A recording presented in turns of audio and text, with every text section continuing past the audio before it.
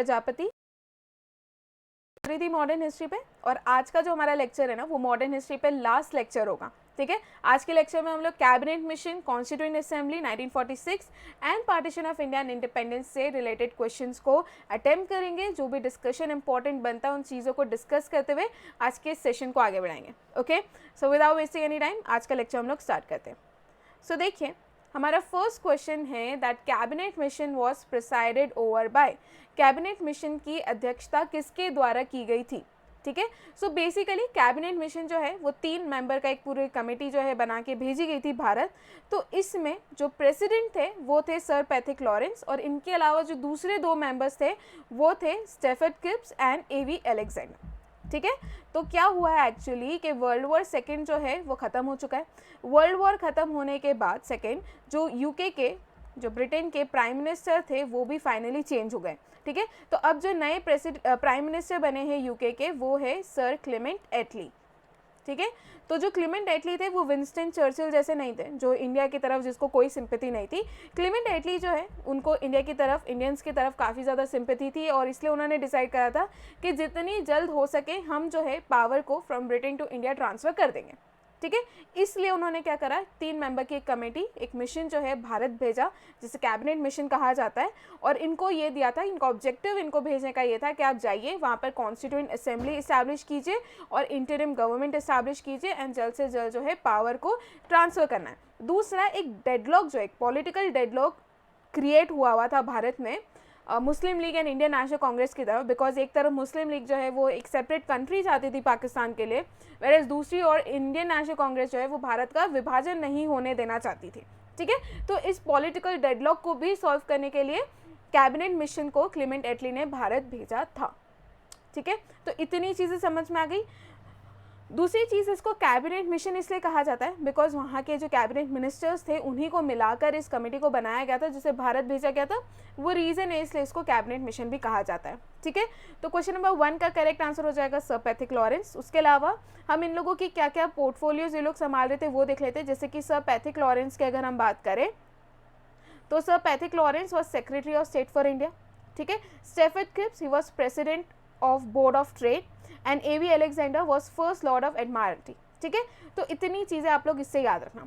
और यहाँ पर ऑब्जेक्टिव आपको मिल जाएगा कि क्या ऑब्जेक्टिव था कैबिनेट मिशन का, तो it was to establish a constituent assembly for India and to establish a interim government, ठीक है। तो इतनी चीज़ें कैबिनेट मिशन से याद रखना।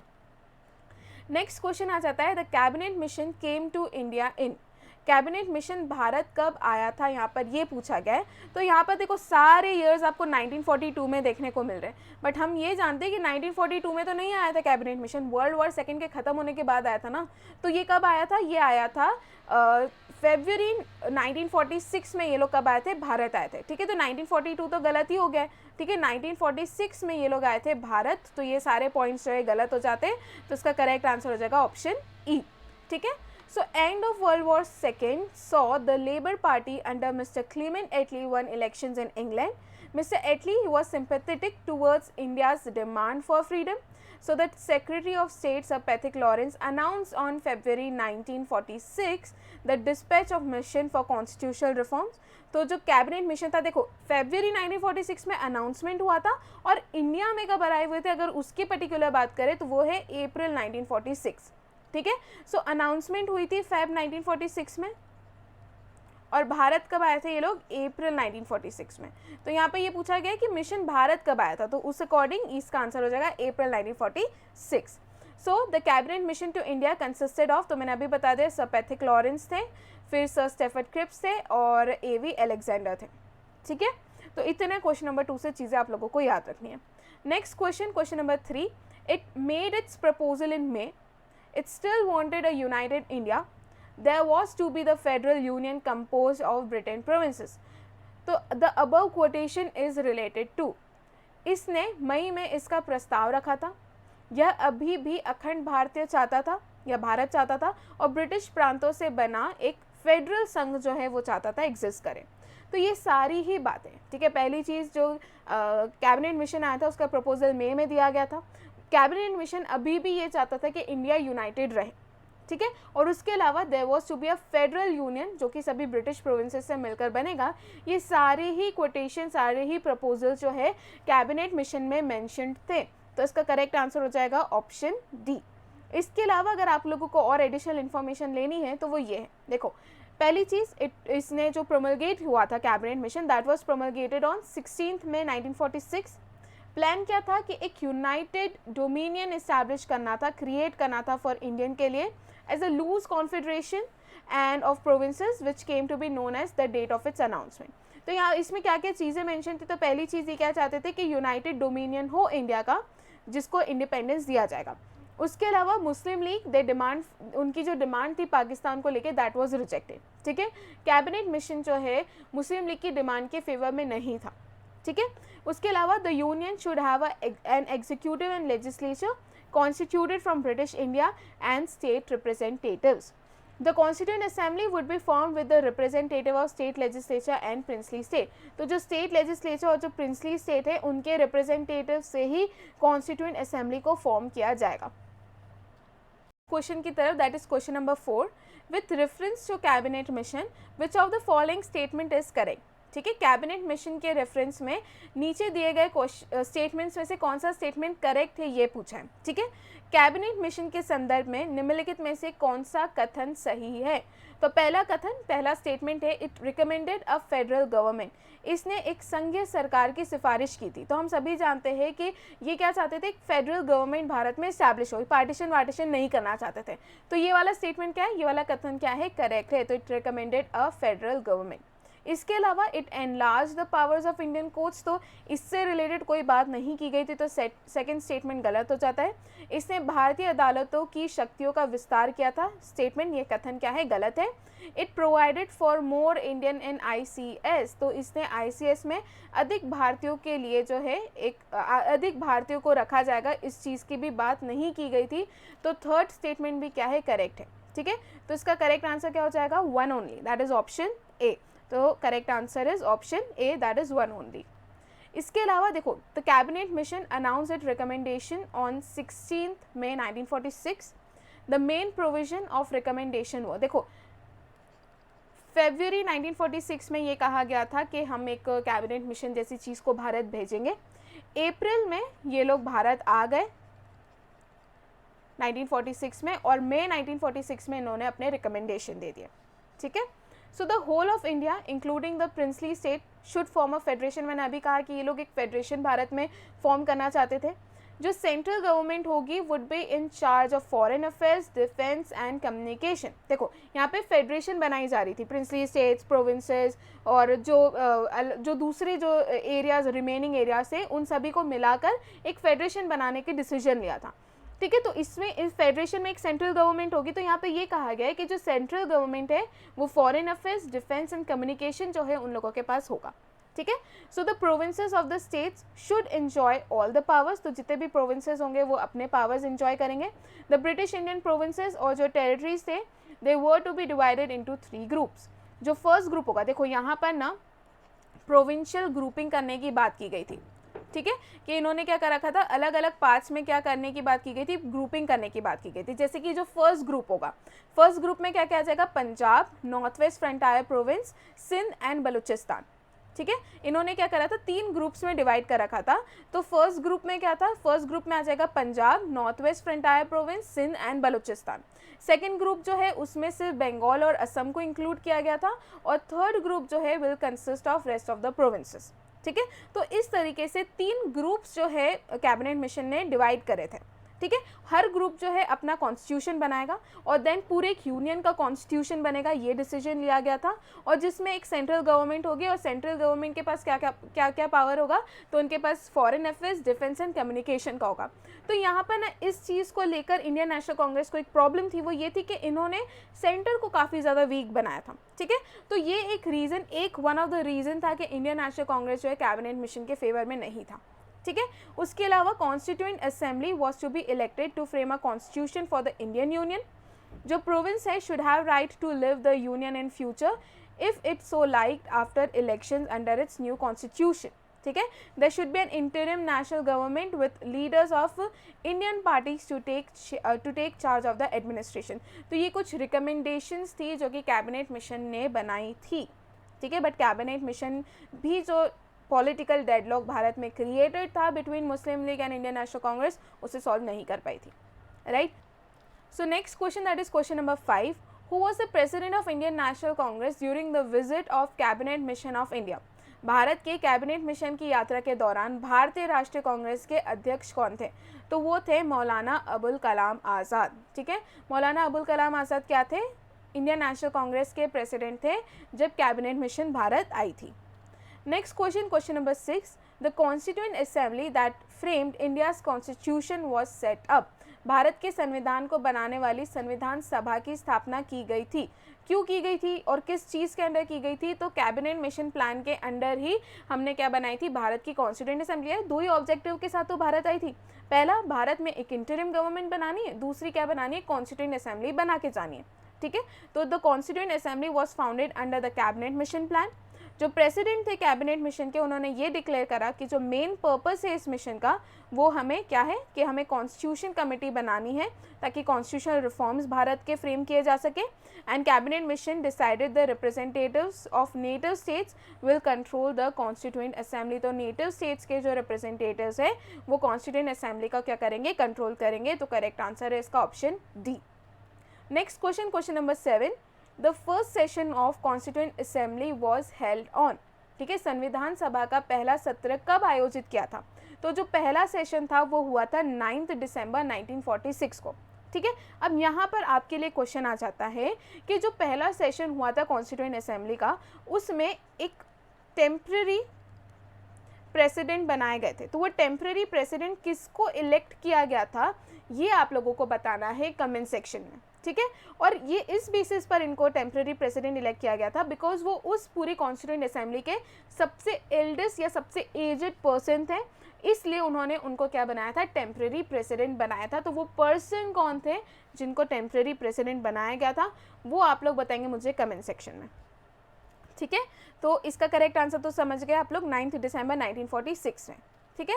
जो नेक्स्ट सेशन हुआ था, जो सेकंड सेशन हुआ था, वो कौन सी डेट को हुआ था? वो हुआ था 11 दिसंबर को। तो फर्स्ट सेशन हुआ था 9 दिसंबर को, सेकंड सेशन हुआ था 11 दिसंबर को, right. So who among the following was the president of Indian constituent assembly? निम्नलिखित में से कौन भारतीय संविधान सभा के अध्यक्ष बने थे? तो पहले तो टेम्पररी प्रेसिडेंट एक को बनाया गया था, बाद में जो है परमानेंट प्रेसिडेंट बनाया गया था, वो किसको बनाया गया था? वो थे डॉक्टर राजेंद्र प्रसाद। तो क्वेश्चन नंबर 8 का करेक्ट आंसर है option A. So Dr. Rajendra Prasad was the president of Indian Constituent Assembly. ये परमानेंट प्रेसिडेंट बनाए गए थे। Doctor B.R. अम्बेडकर की बात करें तो वो प्रेसिडेंट थे ड्राफ्टिंग कमेटी के। जवाहरलाल नेहरू की बात करें तो वो यूनियन पावर कमेटी के प्रेसिडेंट थे। Union constitution committee and states committee के भी थे। सरदार वल्लभ भाई पटेल, ही was president of advisory committee on fundamental rights, minorities, tribal and excluded area. तो यहाँ से एग्जाम में क्वेश्चंस देखने को बनते हैं। यूजुअली सबको डॉक्टर B.R. अम्बेडकर सर का पता होता है कि वो ड्राफ्टिंग कमेटी के प्रेसिडेंट हैं, ठीक है। बाकी दूसरी चीज़ें जो है आप लोग याद नहीं करते हो, तो यहाँ पर आपको पीपीटी में मिल जाएगा, तो यहाँ से याद कर लेना। मैंने क्या बताया कि Jawaharlal Nehru union power committee, union constitution committee और स्टेट कमेटी के क्या थे? प्रेसिडेंट थे। सरदार वल्लभ भाई पटेल काय के प्रेसिडेंट थे? तो वो advisory committee on fundamental right के प्रेसिडेंट थे। Minorities, tribal and excluded area, इन सभी के क्या थे? वो प्रेसिडेंट थे, ठीक है। नेक्स्ट क्वेश्चन की तरफ आगे बढ़े, that is question number 9, the first president of sovereign constituent assembly for the dominion of India was. Bharat के प्रभुत्व के लिए संप्रभु संविधान सभा के पहले अध्यक्ष कौन थे? यहाँ पे ये पूछा गया है। तो पहली चीज़ आप यहाँ पे ये देख लीजिए कि जो कॉन्स्टिट्यूएंट असेंबली है वॉज नॉट सोवरेन। जब इनिशियली कॉन्स्टिट्यूएंट असेंबली बनी थी वो सोवरेन नहीं थी, ठीक है। उसको सोवरेन डिक्लेयर किया गया था 14 अगस्त 1947 को। एंड उस दिन राजेंद्र प्रसाद जो है, डॉक्टर राजेंद्र प्रसाद को एज अ प्रेसिडेंट जो है इलेक्ट किया गया था कॉन्स्टिट्यूएंट असेंबली का, ठीक है। तो जब कॉन्स्टिट्यूएंट असेंबली इनिशियली बनाई गई थी तब वो सोवरेन नहीं थी, वो 14 अगस्त 1947 को उसको सोवरेन डिक्लेयर किया गया था। और तब जो प्रेसिडेंट इलेक्ट किए गए थे वो डॉक्टर राजेंद्र प्रसाद ही थे। तो इसका करेक्ट आंसर हो जाएगा ऑप्शन सी, ठीक है। तो इसका करेक्ट आंसर क्या है? Option C, that is doctor Rajendra Prasad. Next question, question number 10, Who headed the interim cabinet formed in year 1946? 1946 में गठित अंतरिम मंत्रिमंडल का नेतृत्व जो है किसके द्वारा किया गया था? तो किसने इंटरिम कैबिनेट को क्या करा था, हेड करा था या उसको चेयर करा था? तो वो थे जवाहरलाल नेहरू। ठीक है, तो क्वेश्चन नंबर 10 का करेक्ट आंसर हो जाएगा option B, that is Jawaharlal Nehru. So after accepting the last offer that was proposed by Viceroy Lord Wavell, who formally invited Congress President Jawaharlal Nehru to form a government, the first Indian interim government under the leadership of Nehru was announced on 24th August 1946 and it was officiated on 2nd September 1946, in which Muslim League ने participate नहीं करा था। Next question, question number 11. Which portfolio was held by Dr. Rajendra Prasad in interim government that was formed in year 1946? वर्ष 1946 में गठित अंतरिम सरकार में जो इंटरिम गवर्नमेंट फॉर्म हुई थी उसमें डॉक्टर राजेंद्र प्रसाद के पास कौन सा विभाग था? तो आप ये याद रखना, जो इंटरिम गवर्नमेंट 1946 में फॉर्म हुई थी उसमें अलग अलग पोर्टफोलियोज जो है अलग अलग लीडर संभाल रहे थे। तो इसमें ये पूछा गया कि डॉक्टर राजेंद्र प्रसाद जो है वो कौन सा पोर्टफोलियो संभाल रहे थे? तो उन्हें फूड एंड एग्रीकल्चर का पोर्टफोलियो दिया गया था। ठीक है, इसके अलावा दूसरी चीज़ें भी आप लोग देख लीजिए, जैसे कि पोर्टफोलियो ऑफ डिफेंस जो है वो किसको दिया गया था? तो वो बलदेव सिंह को दिया गया था। ठीक है, प्लस कॉमनवेल्थ से रिलेटेड एक डिपार्टमेंट था, उसको कौन हेड करे थे? तो उसे जवाहरलाल नेहरू हेड करे थे। रेलवे के पोर्टफोलियो को कौन हेड करा था? तो आसफ अली हेड करे थे। उसके अलावा जो फाइनेंस पोर्टफोलियो था, ठीक है, उसे कौन लीड करा था? तो उसे लियाकत अली हेड कर रहे थे। जब इंडियन मुस्लिम लीग जो है उसे फाइनली जो इंटरिम गवर्नमेंट 1946 में फॉर्म हुई थी उसे इंडक्ट जब कर लिया गया था, तब जो है finance portfolio was held by Liaquat Ali. ठीक है, तो अभी मैंने क्या बताया? Food and agriculture doctor Rajendra Prasad, portfolio of defence Baldev Singh, commonwealth department Jawaharlal Nehru, railway portfolio was held by Asif Ali and finance portfolio was held by Liaquat Ali Khan when the Indian Muslim League was inducted into interim government of 1946. ठीक है, सभी important है, याद कर लेना। Right, आगे बढ़ते हैं नेक्स्ट क्वेश्चन की तरफ, that is question number 12. In which province Muslim League formed their government after 1946 elections? 1946 के चुनावों के बाद मुस्लिम लीग ने किस प्रांत में अपनी सरकार बनाई थी? तो मुस्लिम लीग ने बंगाल में अपनी क्या बनाई थी? गवर्नमेंट बनाई थी। ठीक है, 1946 के इलेक्शंस के बाद, तो इसका करेक्ट आंसर हो जाएगा बंगाल। उसके अलावा आप लोग याद रखना, इनिशियली जब इन्होंने अपनी गवर्नमेंट फॉर्म करी थी ना, तो एक अलायंस थी, ठीक है, मुस्लिम लीग और जो कृषक प्रजा पार्टी थी बंगाल की, उनके बीच में। ठीक है, तो remember, Muslim League formed government in Bengal under Fazlul Haq with an alliance of Krishak Praja Party in the elections of 1946. But later the ministerial cabinet of Muslim League was formed and the leader of Muslim League in Bengal and chief minister of province was Hussain Sohrawardi. ठीक है, इतनी चीज़ें आप लोगों को यहाँ से याद रखनी है। नेक्स्ट क्वेश्चन की तरफ आगे बढ़े, question number 13. Muslim league observe the direct action day on. Muslim league ने प्रत्यक्ष कार्रवाई दिवस कब मनाया था? ठीक है, तो मुस्लिम लीग ने डायरेक्ट एक्शन डे ऑब्जर्व करा था 16 अगस्त 1946 को। सो बेसिकली ना, इस डायरेक्ट एक्शन डे को स्टार्ट करने का मकसद सिर्फ ये था कि वो लोगों को ये शो करना चाहते थे कि इंडिया में हिंदू और मुस्लिम जो है साथ में नहीं रह सकते, अगर वो लोग साथ में रहे तो कम्युनल राइट्स उनके बीच देखने को मिलेंगे ही मिलेंगे। यहाँ पर एक और क्वेश्चन आप लोगों के लिए आ जाता है। पहला क्वेश्चन मैंने ये पूछा था कि कॉन्स्टिट्यूएंट असेंबली के टेम्प्रेरी प्रेसिडेंट किसको बनाया गया था फर्स्ट सेशन में कॉन्स्टिट्यूएंट असेंबली के, पहला क्वेश्चन ये पूछा है मैंने। दूसरा क्वेश्चन मैं आप लोगों से ये पूछना चाहती हूँ कि डायरेक्ट एक्शन डे की ना पूरी डिटेल कि उस दिन क्या क्या करने वाले हैं, A to Z सारी चीज़ें एक न्यूज़पेपर में पब्लिश की गई थी। ठीक है, वो न्यूज़पेपर का नाम क्या है वो आप लोगों को कमेंट सेक्शन में बताना है। ठीक है, पहला क्वेश्चन क्या पूछा है, टेम्प्रेरी प्रेसिडेंट कौन थे कॉन्स्टिट्यूएंट असेंबली के पहले सेशन के। दूसरा क्वेश्चन ये पूछा है कि डायरेक्ट एक्शन डे की पूरी जो प्लानिंग थी, पूरी डिटेल्स जो है एक क्वेश्चन एक न्यूज़पेपर में पब्लिश की गई थी, उस न्यूज़पेपर का क्या नाम है वो आप लोगों को मुझे कमेंट सेक्शन में बताना है। ठीक है, बाकी direct action day was observed on 16 August 1946. So 16th August 1946, that was the date which was decided by Muslim League as Direct Action Day. Muslim League, they demanded separate Pakistan by rejecting the interim cabinet decision of Viceroy. On that day, by spreading riots, आप लोग purpose देख रहे हो यार कि हम लोग rights फैला के लोगों को मार कर दंगे कर कर आप लोगों को ये प्रूव करना चाह रहे हैं कि ये हिंदू मुस्लिम साथ में नहीं रह सकते। ये मतलब किस तरीके का क्या ही किस तरीके का डिसीजन था, आप लोगों को मार के ब्लड शेड करके आप अपने पर्पस को, आपके ऑब्जेक्टिव को लोगों के सामने रखना चाह रहे हो। So I feel like this was something wrong, ठीक है। उन्होंने प्लस जो कम्युनल रायट्स का पूरा एक सेंटर भी डिसाइड कर रखा था, वो था नौखाली, ठीक है, कि नौखाली में सबसे ज़्यादा कम्युनल रायट्स जो है इस दौरान देखने को मिले थे। इनफैक्ट जब इंडिया को इंडिपेंडेंस मिल गया उसके बाद भी नौखाली में बहुत ज़्यादा जो है रायट्स और मतलब कंटिन्यूड थे। मतलब आपने देखा होगा कि 1947 में जब 15 अगस्त 1947 को जब सब लोग क्या कर रहे थे, इंडिपेंडेंस जो है उसे एंजॉय कर रहे थे, जवाहरलाल नेहरू और दूसरे जो सभी लीडर्स थे वो सभी, वहीं पर आपको महात्मा गांधी जो है उस फंक्शन में नहीं देखने को मिलेंगे, बिकॉज इस दौरान महात्मा गांधी थे नौखाली में जहाँ पर वो इन लोगों की मदद कर रहे थे जो इन कम्युनल राइट्स के कारण जो है सफ़र कर रहे थे, ठीक है। तो वो नौखाली में थे उस समय। सो क्वेश्चन समझ में आ गया कि मुस्लिम लीग ने डायरेक्ट एक्शन डे कब ऑब्जर्व करा था, तो इट वाज 16 अगस्त 1946।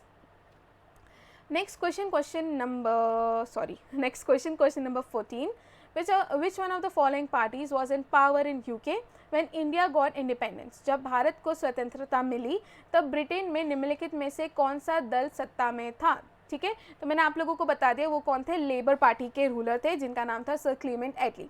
तो देखो इसके पहले कौन थे, जब वर्ल्ड वॉर सेकेंड चल रहा था, राइट, जब वर्ल्ड वॉर सेकेंड चल रहा था तब कौन सी पार्टी थी, तो तब थी कंजर्वेटिव पार्टी, राइट। और कंजर्वेटिव पार्टी के प्राइम मिनिस्टर कौन थे या कौन लीड कर रहा था, तो वो थे विंस्टन चर्चिल। इसके बाद जैसे ही वर्ल्ड वॉर सेकेंड जो है it came to an end, उसके बाद यूके के प्राइम मिनिस्टर जो है चेंज हो गए जो कि लेबर पार्टी से थे, और वो कौन थे, क्लीमेंट एटली, राइट। तो इसका करेक्ट आंसर हो जाएगा option B, labour party. Next question number 15, Lord Mountbatten came to India as viceroy along with specific instruction to. Lord Mountbatten विशिष्ट निर्देश के साथ वाइसरॉय के रूप में भारत आए थे, तो उनको ना एक स्पेशल इंस्ट्रक्शन के साथ भारत भेजा गया था कि तुम्हें कुछ भी कर देखो, पहली चीज़ तो क्लेमेंट एटली आ चुके थे, क्लेमेंट एटली जल्द से जल्द भारत को आज़ादी दिलाना चाहते थे, ठीक है, बट वो ये भी नहीं चाहते थे कि भारत टुकड़ों में बट जाए, बट उन्होंने भेजा गलत इंसान को था। सो लॉर्ड माउंटबेटन को भेजा इस इंस्ट्रक्शन के साथ गया था कि इफ़ पॉसिबल इंडिया को यूनाइटेड रखना है आपको, राइट। तो इसका देखा जाए करेक्ट आंसर बी है, बट मैंने क्या कहा, भेजा गलत इंसान को था क्लेमेंट एटली ने। अगर हम एडिशनल इन्फॉर्मेशन देखें तो जो प्राइम मिनिस्टर थे यूनाइटेड किंगडम के sir Clement Attlee announced on 20 February 1947 in the House of Commons that he wished to transfer powers to Indians, but also said that if in time the decision related to constitution is not made, British Empire has power to transfer government to any of them, ठीक है। Thus, to effect the transfer of power, Attlee decided to send Lord Mountbatten as Viceroy to India. Lord Mountbatten, armed with vast powers, became India's Viceroy on 24th March 1947. He became Viceroy to India with a mandate to oversee the British withdrawal. Lord Mountbatten came to India as Viceroy of India along with specific instructions, जो कि क्या थे कि India को United रखना है if possible. However, he was authorized to make decisions according to the favorable Indian circumstances and minimum British laws. So Mountbatten, he concluded that a united India was an unachievable goal and he resigned himself to a plan for partition, creating the independent nations of India and Pakistan. Because उसे पता था कि ये एक ऐसा गोल के साथ Clement एटली ने मुझे भेजा है जिसे अचीव करना ना इम्पॉसिबल, इसलिए उसने खुद को ही ये चीज़ कह दिया कि वो एक प्लान ऑफ पार्टीशन लेकर आ गया इंडिया के लिए, जिसमें वो दो नेशंस क्रिएट करने वाला था, इंडिपेंडेंट नेशन, जिसमें एक इंडिया होगा दूसरा पाकिस्तान, ठीक है। आगे बढ़ते हैं नेक्स्ट क्वेश्चन की तरफ। Question number 16, which plan became the platform of Indian independence? कौन सी योजना भारतीय स्वतंत्रता का मंच बना? तो वो है माउंटबेटन प्लान। तो इसका करेक्ट आंसर हो जाएगा ऑप्शन सी, माउंटबेटन प्लान। यहाँ पर माउंटबेटन प्लान की आप लोगों को डिटेल्स मिल जाएगी, जैसे कि 20 February 1947 prime minister Attlee announce the house of common the definite intention to effect the transfer of that power. Attlee decided to send Lord Mountbatten as Viceroy to India. तो एटली ने इस इंटेंशन से भेजा था कि कुछ भी करना, इंडिया को डिवाइड मत होने देना, ठीक है, इसलिए उन्होंने as a new viceroy Lord Mountbatten को भारत भेजा। बट लॉर्ड माउंटबेटन जो है उसे पता था कि एक ऐसा गोल उनको दिया गया है जिसे अचीव करना नामुमकिन है, राइट इस डेडलॉक को सॉल्व करना नामुमकिन है, इसलिए उसने खुद ही से डिसाइड कर लिया कि वो क्या करेगा, मतलब उसे बहुत ज़्यादा पावर के साथ एटली ने भारत भेजा था, उसे कहा था कि जो भी फेवरेबल कंडीशन हो उस समय भारत में उस अकॉर्डिंग टू डिसीजन लेना। तो वो समझ गया कि अनडिवाइड करके लोगों को यहाँ पे कन्विंस करना कि भारत को डिवाइड नहीं किया जाएगा वो नामुमकिन था, ठीक है। देयरफॉर इट डिसाइडेड कि वो क्या करेंगे, दो अलग अलग नेशंस बनाएंगे, इंडिपेंडेंट नेशंस बनाएंगे। सो वह उसके इस आइडिया के साथ वो माउंटबेटन प्लान जो है उसे 1947 में लेकर आए थे। So Lord Mountbatten armed with vast powers became India's viceroy. Partition of India and creation of Pakistan appeared inevitable to him. So after extensive consultation, Lord Mountbatten he put forth the plan of partition on 3rd June 1947. तो ये question भी पूछा जाता है कि Mountbatten plan कब आया था, तो वो आया था 3rd June 1947, ठीक है। So the Congress and Muslim League ultimately approved the Mountbatten plan और इसे फाइनली जो है इंडियन नेशनल कांग्रेस ने भी अप्रूव कर लिया था एंड मुस्लिम लीग ने भी अप्रूव कर लिया था, बिकॉज एक तो डायरेक्ट एक्शन डे के बाद वो लोग इंडियन नेशनल कांग्रेस भी समझ गई थी कि इतना ब्लडशेड झेलने से बेटर है कि दो सेपरेट कंट्रीज बन जाएं, right. Next question, question number 17, the Mountbatten plan became the basis for. Mountbatten योजना का किस योजना का आधार बना, तो ये इसके कारण क्या हुआ था, पार्टीशन हुआ था हमारी कंट्री का, तो it became basis for partition of the country. तो करेक्ट आंसर हो जाएगा option C. Next question, question number 18, Mountbatten plan जो कि 3rd June 1947 में आया था, it provided for a referendum in which of the following provinces, ठीक है। माउंटबेटन प्लान ने निम्नलिखित में से किस प्रांत में जनमत संग्रह का प्रावधान किया था, तो कहाँ पर रेफरेंडम करने का उन्होंने कहा था, तो उन्होंने सिंध, बलूचिस्तान और नॉर्थ वेस्ट फ्रंटायर प्रोविंस तीनों ही एरियाज में, तीनों ही रीजन्स में रेफरेंडम करने का जो है क्या दिया था, एक प्रोविजन दिया था माउंटबेटन प्लान के अंदर, ठीक है। तो इसका करेक्ट आंसर क्या हो जाएगा, option D, that is all of the above. तो ये याद रखना इंपॉर्टेंट क्वेश्चन है, ठीक है। यहाँ पर आपको नोट में एडिशनल डिटेल्स मिल जाएगी, जैसे कि हम ओवरऑल माउंटबेटन प्लान जो है उसके इंपॉर्टेंट पॉइंट्स देख लेते हैं। जैसे कि Punjab and Bengal legislative assemblies would meet in 2 groups, Hindus and Muslims, to vote for partition, ये चीज़ कही थी। अगर simple majority of either group voted for partition then these provinces would be partition, मतलब अगर सिंपल मेजॉरिटी भी आ जाती है, अगर ये सिंपल मेजॉरिटी से भी ये बात आ जाती है कि पार्टीशन होना चाहिए, तो इन प्रोविंसेस का पार्टीशन होगा, किसका, पंजाब और बंगाल का। सिंध जो है अपना डिसीजन खुद लेंगे, ये कहा गया था। और रेफरेंडम की बात की गई थी, North waste frontier Province, Sylhet district of Bengal would decide the fate of these areas, ठीक है। Since Congress has considered a unified India, all their points would be met, ठीक है। Independence for princely states ruled out, they would either join India और Pakistan. Independence for Bengal ruled out and accession of Hyderabad to Pakistan ruled out, ठीक है। And Mountbatten ने इस चीज़ को support भी करा था, ठीक है। तो इतनी चीज़ें आप लोग इससे याद रखना। So next question, question number 19, the Indian Independence act 1947 came into force on. भारतीय स्वतंत्रता अधिनियम 1947 कब लागू हुआ, तो ये लागू हुआ था 18 जुलाई 1947 को, ठीक है। तो इसका करेक्ट आंसर हो जाएगा ऑप्शन सी। यहाँ पर इंडियन इंडिपेंडेंस एक्ट से रिलेटेड आप लोगों को डिटेल्स मिल जाएगी, जैसे कि British government accorded formal approval to Mountbatten plan by enacting the Indian Independence Act on 18 July 1947. The silent features of this act were partition of country into India and Pakistan, which will come effect from 15th August 1947. British government would transfer all powers to these two dominions. एक boundary commission जो है establish की जाएगी, जो कि boundaries जो है between the provinces of Punjab and Bengal इसे डिमार्केट करने का काम करेगी। And the act also provided for transfer of power to constituent assemblies of 2 dominions which will have full authority to frame their respective constitution, ठीक है। Important question है, याद रखना। Next question, question number 20, the Indian independence bill receive the royal assent on. भारतीय स्वतंत्रता विधेयक को शाही सहमति जो है वो कब मिली थी, तो वो मिली थी 18 जुलाई 1947, जो प्रीवियस क्वेश्चन में हम लोगों ने देख लिया। Next question, question number 21, the Balkan plan for fragmentation of India was brain child of, ठीक है। भारत के विखंडन का बाल्कन योजना किसके दिमाग की उपज थी, तो मैंने अभी बताया ना कि लॉर्ड माउंटबेटन को भेजा क्लेमेंट एटली ने इस पर्पज से था कि भारत को यूनिफाइड रखना है, बट इस बंदे के दिमाग में कुछ अलग ही चीज़ें चल रही थी, ठीक है। सो इसका करेक्ट आंसर हो जाएगा option C, that is Lord Mountbatten. The Radcliffe committee was appointed to, Radcliffe समिति को नियुक्त किया गया था। क्यों नियुक्त किया गया था? ताकि इंडिया और पाकिस्तान के बीच की जो बाउंड्रीज है उसे डिमार्केट किया जाए।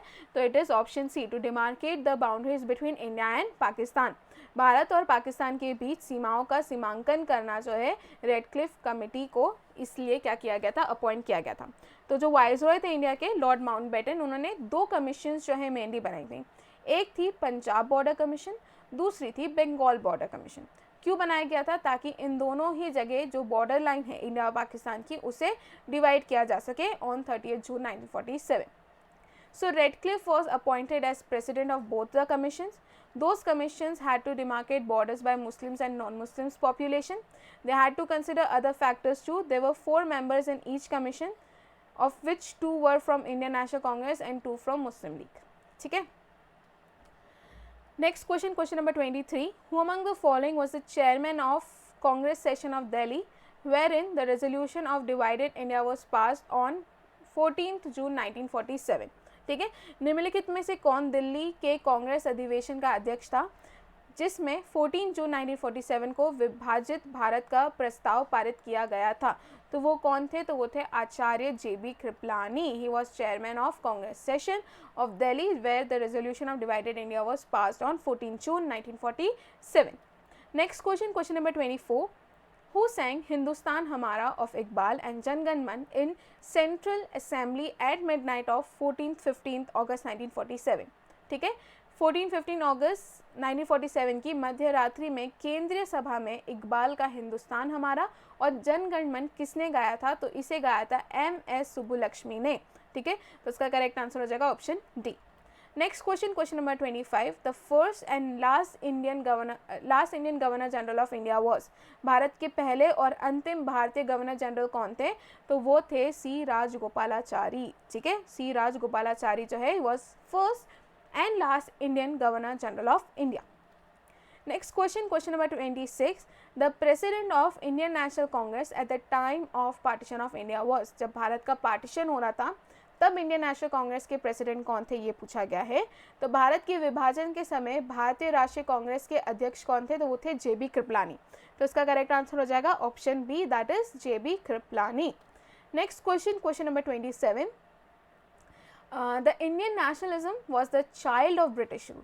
Who made the statement? मैंने हमेशा कहा है कि स्टेटमेंट्स से क्वेश्चन अक्सर बनते हैं एग्जाम में। ठीक है, और ये एक इम्पॉर्टेंट स्टेटमेंट है जिसमें ये कहा गया था कि जो भारतीय राष्ट्रवाद था, ठीक है, इंडिया में जो नेशनलिज्म की फीलिंग थी वो ब्रिटिश शासन की संतान थी। मतलब अगर ब्रिटिश रूल नहीं आता अगर भारत में, तो पॉसिबिलिटी नहीं थी कि देश में हिंदू या इंडियन नेशनलिज्म की फीलिंग जो है जागे। ठीक है, ये स्टेटमेंट किससे बनाया था? तो ये स्टेटमेंट जो है वो था R कुपलैंड का।